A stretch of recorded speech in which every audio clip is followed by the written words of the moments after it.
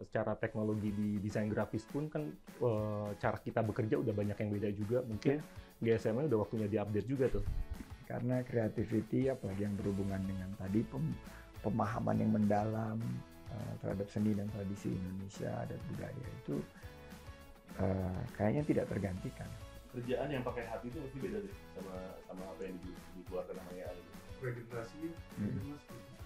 Karena kalau di lihat Indonesia tuh itu tuh salah satu supply desain di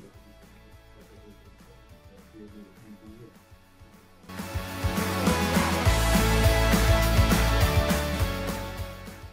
Selamat datang di Ngoprek, ngobrol bareng para pelaku ekonomi kreatif. Dan hari ini sebelum saya mulai sama Mas Erik dan Mas Seto, saya mau kasih pantun pembuka. Pagi-pagi sarapan soto. Cakep. Siangnya makan spaghetti. Cakep. Selamat datang Mas Erik dan Mas Seto. Cakep. Para desainer yang berkarya dengan hati. Mudah-mudahan nanti Chief ADGI Mas Ricci bisa gabung.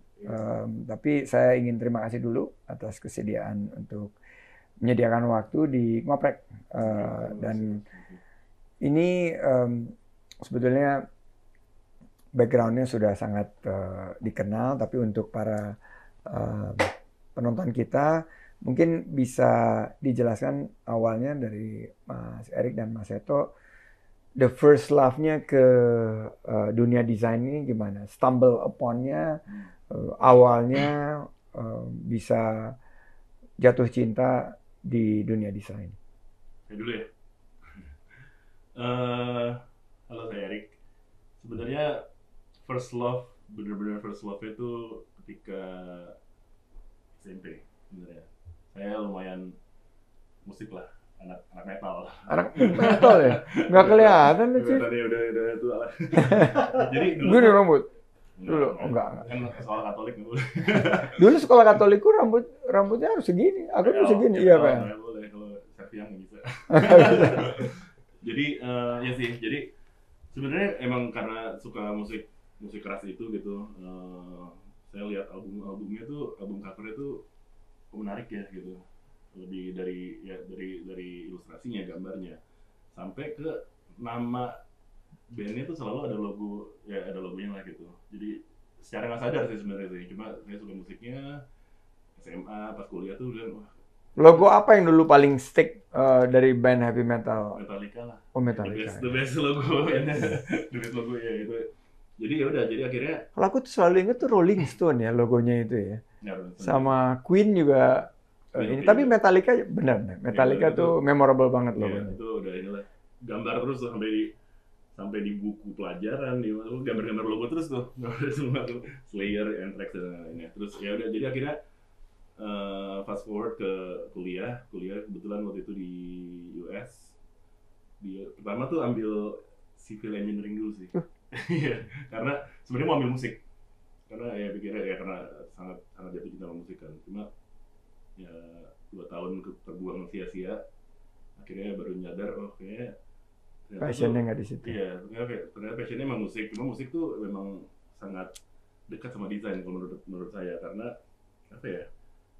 Composing sesuatu tuh mirip gitu.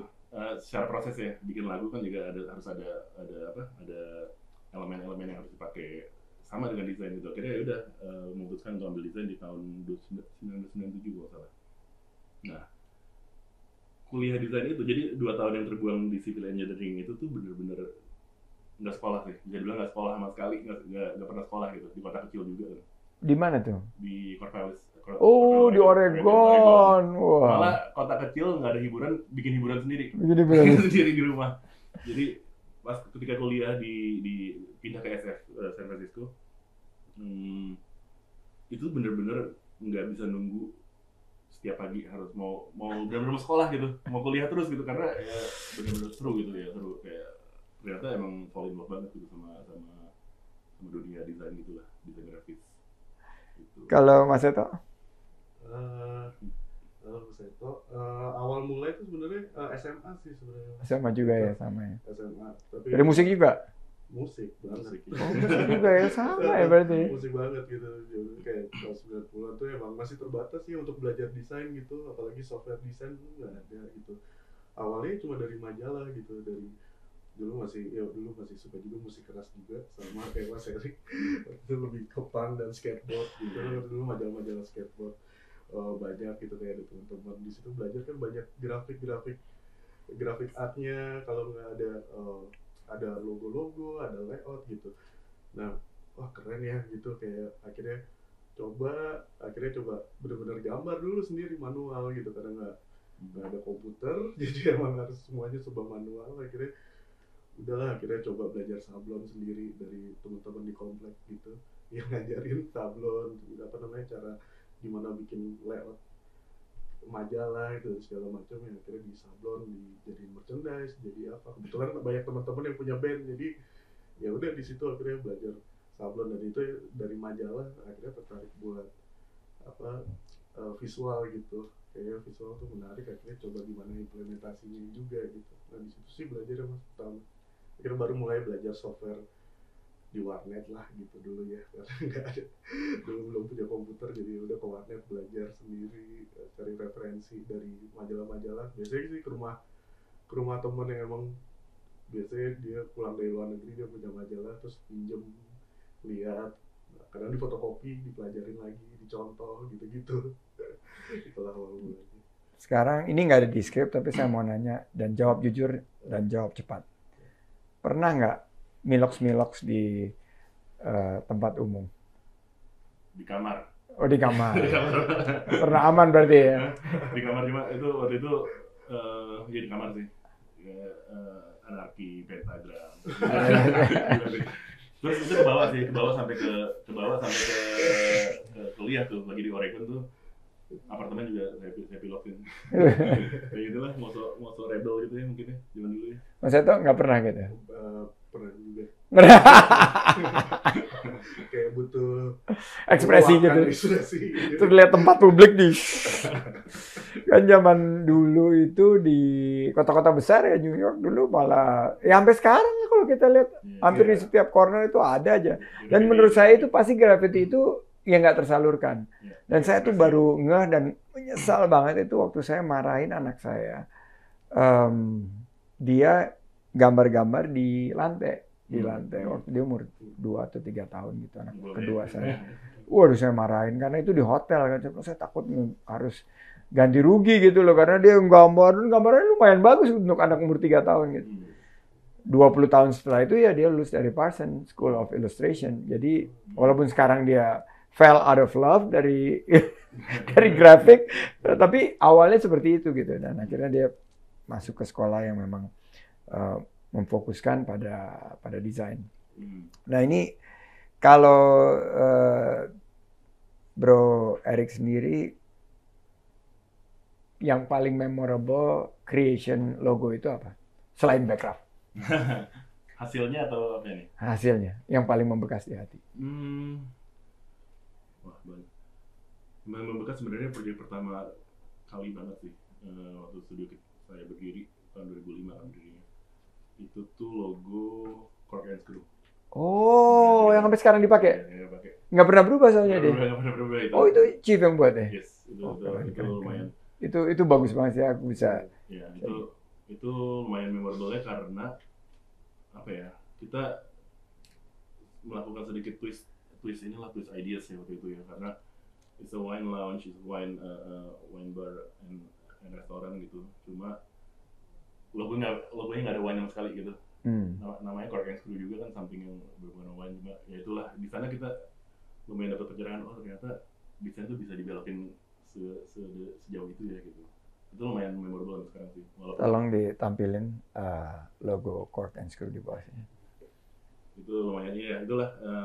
Walaupun waktu itu kita sih benar-benar apa ya, nggak fokus di komersialisme banget gitu. Jadi terserah deh, kalian mau bayar kita berapa aja gitu. Kita willing untuk push this project jauh gitu. Itu lumayan memorable lah sekarang. Kalau G20 ini gimana tuh awal mulanya, Mas? Pasti salah satu yang paling memorable juga ya buat Mas Seto ya. Oh sangat Mas.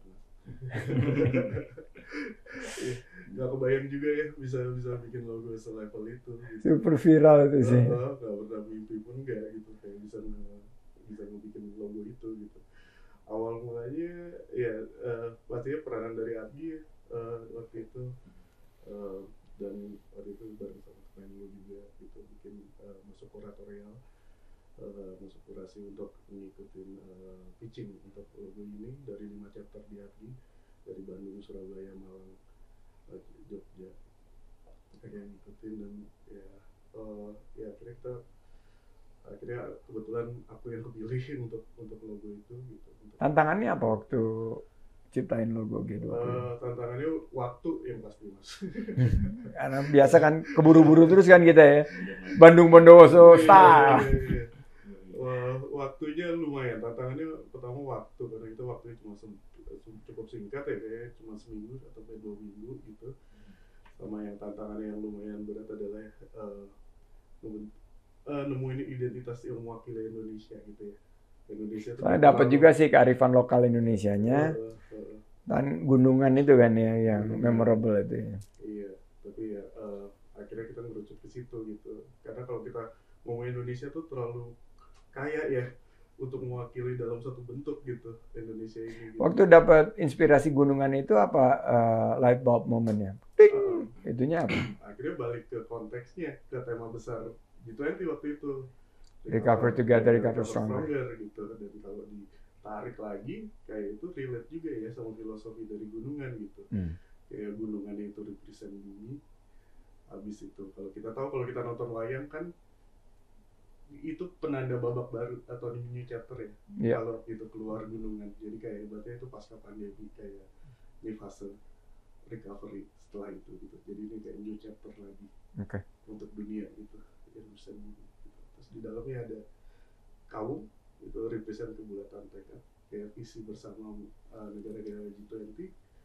Habis itu ada huruf G yang megang layar. Yeah. Itu G represent G20 presidensi Indonesia yang megang peranan yang megang bumi gitu punya legitimasi untuk ngambil semua kebijakan itu. Pantas menang ya. Mantas menang rupanya. Dalam Dalam. Lebih dalam dari logonya Metallica itu. Nah ini kan semakin berkembang nih kebutuhan dan peran desain grafis. Hampir semua event lah perlu desain grafis, ada produk dan lain sebagainya. Gimana sih teman-teman ini bisa menemukan dan menaungi potensi para desainer nih, desainer grafis ini yang terutama yang muda-muda ya, sebagai yang senior Mas Erik. Cara menaungi ya. Sebenarnya ini sih kalau dari saya pribadi kan saya 2005 tuh kayak 18 tahun yang lalu ya. Industri kita tuh masih belum sehebat sekarang sih. Sekarang dan hari ini tuh seperti yang saya bayangin 18 tahun yang lalu sebenarnya. Emang harus desain grafis harus seperti ini gitu. Kalau menaungi generasi penerus sebenarnya itu yang selalu menjadi ini saya sih menjadi apa ya salah satu tujuan utama lah bikin studio desain itu untuk generasi berikutnya gitu. Dan kalau kita sih selalu punya program internal gitu ya buat kayak pemaparan studi kasus gitu sama pembelajaran juga. Misalkan ada anak-anak yang kebetulan magang di tempat kita gitu, kita kasih benar-benar kurikulum bilangnya sebenarnya bukan non akademis, cuma yang benar-benar yang sampai terjun ke industri itu kayak apa sih, dikasih soal-soal yang mendekati mereka. Misalkan udah lulus nih harus siap menghadapi industri ini gitu. Jadi kasus-kasusnya selalu kita kasih itu yang dari based on pengalaman kita sih sebenarnya. Dan ini pengalaman di luar negeri juga ya, karena selain daripada pendidikan di luar negeri juga banyak project juga di luar negeri ya Mas Erik. Ada nggak yang bisa diimplementasikan atau pelajaran apa yang bisa diadopsikan di Indonesia? Sebenarnya lebih kalau di luar negeri itu udah ngomong ini bukan desain tok sih sebenarnya, bukan cuma output doang gitu. Kalau saya lihat ya dari pengalaman saya di sana gitu, mereka tuh udah lumayan strategi, ngomongin konteks, ngomongin itu gitu. Jadi sebelum ke output desainnya tuh pasti selalu ada rasionalnya dulu, ada rasionalnya, ada reasonnya kenapa sih kita bikin seperti ini itu. Karena menurut saya tuh desain sendiri tuh sangat subjektif sih di mata Mas Andi atau mata Mas Seto atau saya tuh bisa beda, taste-nya tuh sangat beragam gitu. As long as kita punya satu konteks sama rasional yang kuat gitu, itu bisa menjadikan apa ya, tak terdebatkan lah gitu. Bisa mengurangi perdebatan gitu. Iya. Gitu. Ada meeting of minds ya. Yes. Ada. Emang pitch dulu, perlu pengalaman dulu. Iya. Kalau Mas Seto sendiri, gimana caranya desainer-desainer muda ini bisa kita empower dan bisa kita bawa ke next level? Sebenarnya kalau regenerasi ya, Mas gitu. Karena kalau dilihat-lihat Indonesia tuh, kita tuh salah satu supply desain, graphic design salah satu yang terbesar ya, di dunia gitu. Secara online desain. Jadi kalau ngomong Indonesia ini kelasnya dunia sebetulnya. Dunia Mas, udah cukup terkenal gitu di dunia gitu, di online desainer kita terutama gitu. Dan regenerasi udah pasti kalau balik. Nah kalau di Abdi sendiri itu emang kita gimana coba bikin profesi ini tuh sebenarnya cukup menjanjikan dan cukup seksi gitu. karena ya makin lama banyak stigma gitu yang makin profesinya desain grafis, tapi gimana ngebikin ini tuh masih ada excitementnya gitu. Jadi kita tuh banyak bikin pameran, habis itu ya contohnya kayak misalkan proyek-proyek yang lumayan strategis kayak bisa ngebawa impact lumayan besar ya gitu untuk negara dan lain-lain, itu ngaruh juga ke profesi yang sebenarnya secara valuasi profesi ya gitu. Karena ternyata jadi graphic designer bisa bikin logo RI, bisa bikin ini, jadi kayak ini yang menang ini cewek loh. Iya, Monik. Ya. itu pertama kali Mas dalam sejarah ya. Itu saya sama Pak Heru kita ya karena unik sekali ya.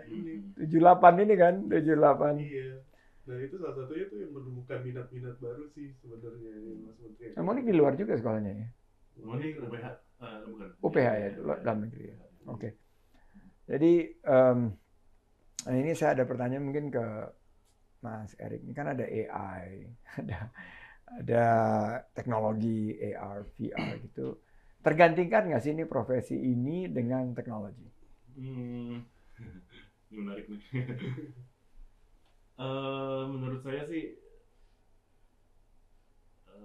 50-50 sih sebenarnya. Saya nggak bisa bilang. Saya misalnya ada AI di depan saya bilang ciptakan logo G20. Bisa nggak secanggih yang diciptakan sama Mas Seto? Saya pernah baca meme sih, katanya Canggihan AI kayaknya. Iya. Saya pernah baca meme nih, ada satu yang bilang, saya lupa ingat, cuma semoga bener ya. AI itu tuh benar-benar harus sedetail mungkin di komennya. Di komen harus kasih perintah itu sedetail mungkin. Kita tahu maunya apa. Sedangkan kalau biasa kita sama klien, itu tuh klien belum tahu maunya apa. Gitu. Kayak gitu. Jadi ya malah antisipasi kayak ini kayak Apple. Kan sebenarnya kita nggak tahu apa yang kita mau, tapi Steve Jobs, wah ini udah kedatangan Chief Ketum ADGI, Om Richie, silakan bergabung. Jadi Steve Jobs ini kan kita nggak tahu apa yang kita mau, terus dia bisa mengantisipasi apa kemauan kita dengan ciptakan iPhone, iPad dan lain sebagainya. Kira-kira peran desainer grafis juga seperti ini ya? Kalau bicara sama klien. Iya, sebenarnya ini sih kalau mungkin sekarang ya, kalau sekarang nggak tahu ya ke 20, 30, 50 tahun ke depan mungkin bisa tergantikan gitu. Cuma kalau sekarang menurut saya kerjaan yang pakai hati itu pasti beda deh sama apa yang dikeluarkan sama AI gitu sebenarnya. Menurut saya sih itu ya, ini untuk inilah ya, menghibur diri dulu lah gitu. Cuma pada ada satu lagi ya Mas Andi, saya pernah baca nih buku, saya lupa bukunya apa, cuma ada yang bilang gitu, lu lebih pilih mana gitu, naik pesawat bobrok cuma pilotnya yang udah Pengalaman. udah puluhan tahun, sama pesawat canggih cuma yang ini robot gitu. Pasti orang mau pilihnya yang inilah, yang human gitu, ada human yang operate gitu. Itu sih. Betul. Ya mungkin 30-50 tahun lah ya, mungkin tergantikannya. Saya pikir sih ini pendapat pribadi saya, karena creativity apalagi yang berhubungan dengan tadi pemahaman yang mendalam terhadap seni dan tradisi Indonesia, adat budaya itu kayaknya tidak tergantikan selama manusia ini terus kan, manusia ini kan nggak statik, mereka dinamik terus dia menciptakan kecerdasan baru, sementara AI ini kan menyusul kita, dia kan kecerdasan tambahannya ini karena dia belajar dari manusia gitu. Tapi nggak tahu itu nyenengin diri saya. Kita ya Tapi untuk di depan sih pasti. Untuk desainer grafis sih ilmu saya yang paling gampang tergantikan, ilmu finance itu kan mudah banget buat AI, seret kelar, beli stoknya yang ini, beli saham ini, beli ini, mudah gitu. Nah ini kita udah kedatangan Pak Ketua kita, ADGI. Mohon maaf telat. Nggak apa-apa, ya, pasti Bapak sibuk. Penjurian. Dan kemarin ini kita ikut sama-sama yang milih Monik yang 78. Pendapat Mas Ricci ini setelah udah dicek terus melaju untuk Indonesia Maju ini, akhirnya bener nggak pilihan kita? Ya. Bener banget ya? Kita pilih yang bener. Modern banget, berasa Indonesia-nya juga sama sesuai sama tagline-nya juga dapat spiritnya. Terus kita khawatirnya awalnya kan karena 8-nya di atas gitu. Gimana menurut Chief Ricci? Kalau itu kayaknya 8, selanjutnya akan ada 9, seterusnya itu kan memang sesuatu yang harus tingkatan itu ya, meningkat gitu. Kayaknya itu nilai filosofisnya masih ada lah. Dan kayak sirkuit gitu ya, jadi 8-nya itu melaju terus. Luar biasa. Sekarang berapa anggota ADGI dan kira-kira visi ADGI ke depan apa?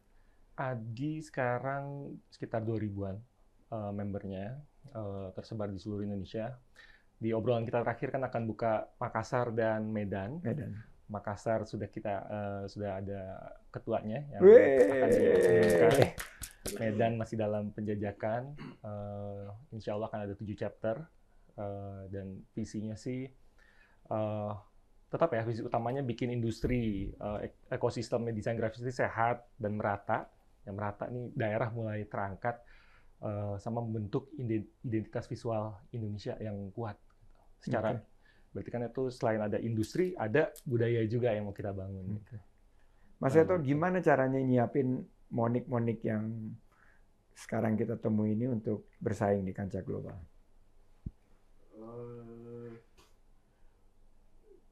Sebenarnya itu sih sebenarnya kayak sebenarnya banyak banget ya gitu. Emang kita tuh emang harus scouting, emang kita harus melihat talent-talent baru gitu. Emang kita emang seharusnya banyak. Terus rajin turun ke bawah ya. Turun ke bawah, kita bikin pameran yang sayembara gitu kali ya. Iya, atau pameran, awarding kayak apa namanya, ngasih apresiasi lebih ke mereka. Jadi biar kelihatan mereka muncul-muncul ke permukaan gitu. Jadi kita tahu talent-talent baru ini bisa punya wadah gitu. Itu pentingnya, makanya pentingnya peran ADGI sebenarnya. Iya, betul. Kita bikin dong program sama ADGI ini, Pak Joshua sama Pak Iman, yang tahunan gitu loh untuk menjaring minat dari para peserta. Karena kita misalnya kebutuhan kita banyak loh, dari yang internal aja maupun desa-desa wisata ini nggak ada yang punya logo loh. Ada 4.500. Nggak ada yang punya logo satupun juga. Sampai yang juara dunia aja nggak punya logo, belum punya logo. Desa wisata Ngelanggeran itu nggak ada logo yang distinktif. Itu dia juara dunia desa wisata terbaik UNWTO. Itu juga mungkin peluang buat teman-teman di daerah khususnya. Nah, kerja sama arsitek juga ya. Iya, dengan ya. Di daerah tuh talentnya bagus-bagus Mas sebenarnya, cuma mereka nggak punya jalur, nggak tahu gimana jalur untuk mendapatkan kesempatannya. Jadi mereka ya mungkin dari ADGI dan dari Kemenparekraf kita bisa bau-bau, karena di daerah tuh ada dinas juga kan, Betul. Program HUT RI sebetulnya itu udah jadi inkubator kita. Inkubator kita buat mendapatkan talent-talent baru, dan itu tapi itu kan setahun sekali ya, dan pasti lebih banyak kreasi-kreasi yang waktu itu kita jalanin bedakan tuh lebih pace-nya lebih cepat lagi karena 25 desainer langsung terlibat kan dalam satu kali event. Itu inkubatornya bisa lebih bedakan itu super keren tuh, tapi kembali lagi karena kekurangan anggaran. Makanya kalau bisa, kemarin tuh saya puji Bu Yuke, dia akhirnya kerjasama sama Astra Grafia. Tapi kan Astra Grafia itu dari ya oke lah dia desain segala macam di perusahaan dan kita sangat apresiasi. Tapi kalau dari para pelakunya sendiri kan pasti akan ada nilai tambah. Oke, kita sayangnya sudah di penghujung. Sekarang mungkin final words singkat-singkat dari Bro Erik, Bro Seto, dan terakhir dari Pak Ketua Mas Ricci. Silakan Bro Erik. Final words. Tentang desain kita dan bagaimana to take it forward. Sebenarnya, apa ya? Siap nih. Berkarya dengan hati sih kalau saya tuh selalu bilang ke anak-anak juga gitu, selalu harus honest dan inilah kayak keluarin semua ekspresi yang true to yourself gitu kali ya. Mau bilang be yourself terlalu ini klise. Cuma bener sih kayak yang tadi saya bilang, kayak kalau kerja pakai hati itu pasti beda banget sih hasilnya. Itu ada emosi, ada kemarahan, ada kebahagiaan di sana gitu. Bisa kelihatan banget dari hasil yang akan dikeluarin gitu. Cuma lebih ke harapan aja ya. Semoga ini sih Mas desain grafis sih Indonesia kayak mungkin sekarang udah sangat diapresiasi gitu ya. Mungkin nanti juga makin depannya makin bisa dapat apresiasi yang lebih gitu, biar minat dan profesi ini juga makin rame gitu, makin bisa majuin industri juga gitu, dan majuin bareng-bareng lah gitu. Thank you. Oke, kalau dari ADGI, terima kasih sudah dapat kesempatannya sebetulnya dari Kemenparekraf. Kita sebagai subsektor, salah satu subsektor yang mendapat banyak kesempatan untuk membuktikan gitu kekaryaan kita secara industri. Mungkin selanjutnya untuk pembangunan secara kebudayaan, karena desain itu ada peran kebudayaan juga di situ.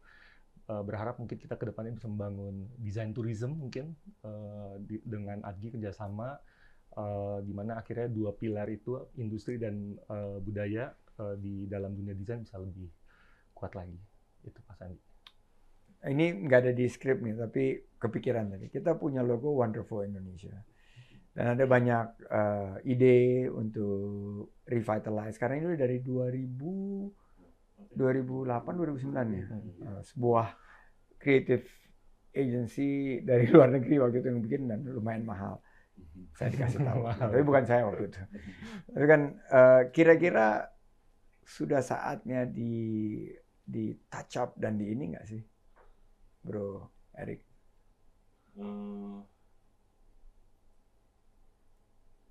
Lihat. Wonderful. Ini udah 3 kali di kayak gini ya. Sebenarnya nggak ada yang salah sama desainnya sih menurut saya. Soalnya ini salah satu Wonderful Indonesia logo itu salah satu yang membuat saya akhirnya buka studio sebenarnya. Karena saya bagus juga ya ini ya. Something yang saat itu saya lihat tuh ternyata bisa diginiin nih logo pemerintahan gitu. Itu kalau touch up mungkin lebih di hurufnya aja sih mungkin ya. Hurufnya udah terlalu jadul ya. Iya mungkin bisa di ini. Cuma nggak tahu sih, ya pasti ada possibility untuk inilah, untuk di refresh karena udah lama juga ya. Oke. Bro Seto? Iya. Sudah saatnya. Kurang lebih sama. Ada possibility. Ini mau langsung ini nih ya. Enggak, karena kepikiran. Ini tadi nggak ada di sini, nggak ada di skrip, tapi kepikiran. Tapi ya logonya strong. Kalau maksudnya lumayan, tapi mungkin memang harus agak lebih relevan lagi ya, gitu kesini gitu. Cuman tanpa mengurangi identitas yang udah ada gitu. Kalau secara bentuk, secara logo, menurutku udah strong gitu. Ya, kurang lebih sama. Waktunya di challenge relevansinya. Iya. Bukan berarti bakal mengganti logo. Tapi kalau memang itu grafik standar manualnya dirilis di 2008, berarti dia udah melewati banyak periode. Sudah waktunya di challenge. Secara teknologi di desain grafis pun kan cara kita bekerja udah banyak yang beda juga. Mungkin GSM-nya udah waktunya diupdate juga tuh. Cara kerjanya, cara mendisplaynya. Nah itu bukan mengganti logo gitu. Bisa jadi typografinya di-upgrade juga. Hanya secara karakternya udah cukup kuat sih. Tinggal di-challenge aja. Bro Yosua tolong kasih masukan ke Mbak Made karena Deputy Pemasarannya ada beberapa masukan untuk bukan refresh tapi mereka bikin kayak branch baru karena Indonesia kan